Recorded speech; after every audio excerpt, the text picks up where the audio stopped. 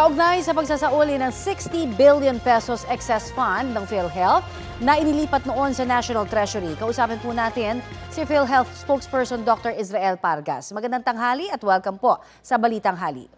Magandang tanghali, Connie, and magandang tanghali sa lahat ng ating tagapanood. Kailan po ang target na mailipat yung 60 billion pesos pabalik po sa PhilHealth kaya? Well, ang statement ng Presidente is immediately, but we don't know yet the mechanism on how this fund will be returned to PhilHealth. Hindi rin natin alam kung ito ba ay part ng savings ng 2025 or magiging part ng GAA ng 2026. So sa ngayon, wala pa po yung mekanismo kung paano siya ibabalik sa PhilHealth. Pero meron na ho kayong naiisip na mapaglalaanan nito. Halimbawa ho, sinasabi nila baka pandagdag daw ho ito sa zero balance at iba pa. Yes, Connie. Unang-una, of course, this will sustain our benefit expansion and yung mga nakaplano pa rin na benefit expansion natin ngayong taong ito, katulad ng pagpapalawak ng ating benepisyo sa gamot, yung ating pagpapalawak ng benepisyo sa screening, libreng screening para sa cancer. And of course, tama ka, kasi kung matataas natin ang ating mga pakete, ibig sabihin, lalaki rin yung ating share sa makakaltas sa mga government hospitals. Ibig sabihin, konti na lang yung matitira na matcha-charge to the Department of Health para sa zero balance billing. Pakipaliwanag nga po, sir, bakit nga ba nagkaroon ng unutilized government funds po ang PhilHealth para mas maintindihan po ng ating mga manonood? Well, ang sinasabi noon is nag-amas ng malaking pera or excess fund ang PhilHealth because medyo naging mabagal daw ang PhilHealth sa pag-expand ng kanya mga benepisyo, kung kaya't ang mga miyembro medyo mataas pa rin yung out-of-pocket expense. And of course, parang ang sinasabi noon is na focus kami on the investment, kung kaya't hindi kami rin nakapagbigay ng mas mataas or mas malawak na benepisyo.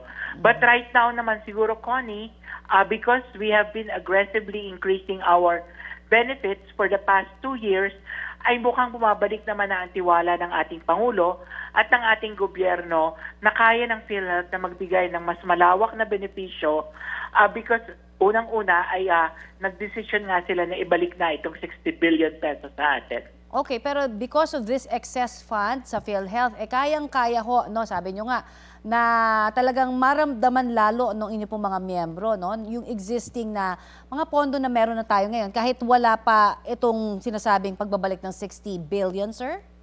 Yes, tama ka din dyan, Connie, na kahit naman kasi hindi pa na-announce yung pagbabalik ng 60 billion sa amin, ay meron kaming mga nakaplano pa rin na benefit expansion, service optimization para mas maging fast and convenient ang ating serbisyo sa ating mga miyembro using our current funding or current pera sa korporasyon kahit wala pa yung 60 billion pesos. Okay, at syempre alam na ho natin ngayon ang mga mamamayan ay nagbabantay sa kung saan napupunta ang kanilang buwis.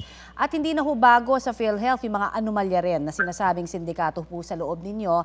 Ano ho ang safeguards na ginagawa na ho ng PhilHealth ngayon para maprotektahan po ang pondo namin at hindi ho maabuso katulad ng mga ilang nasasangkot na anomalies before?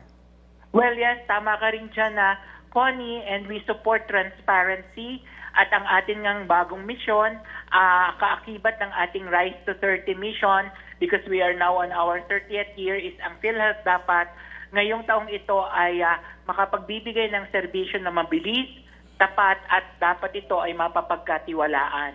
So we focus more kapag naglabas na tayo ng mga benepisyo on the monitoring and anti-fraud controls para masigurado na hindi rin madadaya or hindi rin magkakaroon ng kalokohan pagdating sa ating benefit provision. Opo, madagdag ko lamang ho. So sa website ho ba ng PhilHealth, makikita na rin namin yung mga proyekto po ninyo at kung paano ho nagagastos yung pera?